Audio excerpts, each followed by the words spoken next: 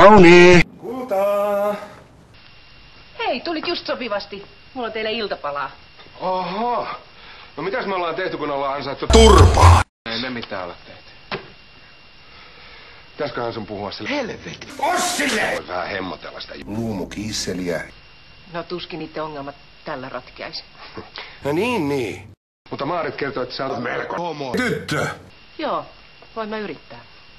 Ei mulla oo mitään. Makkaramuusia. Ja sinä. Nyt ulos täältä! Hei! Sehän on vaan hienoa, että... Sä olet homo. Ossi! Älä sinä nyt tue tollasta hullutusta. Joo, kiitti vaan tuesta. Onnekas mä oon täysikäinen ja voi itse tehdä omat päätökset.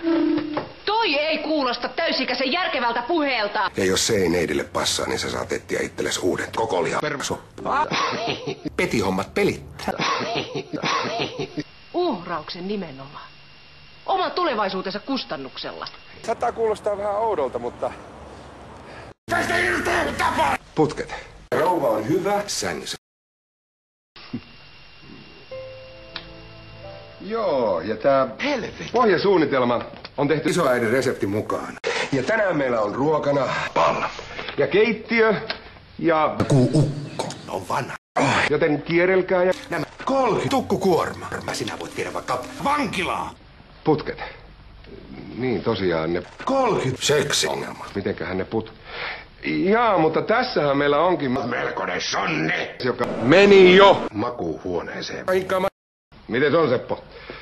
Onko tähän taloyhtiöön odotettavissa... Luumumuusia. Ossille! Ei kiitos. Jos ei sitten joku Kari. laita mustaherukkamehua pönttöön. Niin varmaan, joo. Joo, Sehän on laiton. Ehkäpä. Sinä turpa kiinni nyt! Mäkätät, komentelet, määräilet. Joo, mutta tämä Vankila! putket on kunnossa ja virtaa vapaasti molempiin suuntiin. Ja moitteettomasti. Niin, tehän voitte vähän toiletissa itse. Ja katsokaapa samalla. Osin komeita lihaksi. Pinnat on ehjät ja saumat ne on suorassa. Sonne! Kyllä säkin vielä sen oman kämppäs löydät. Takahuoneesta!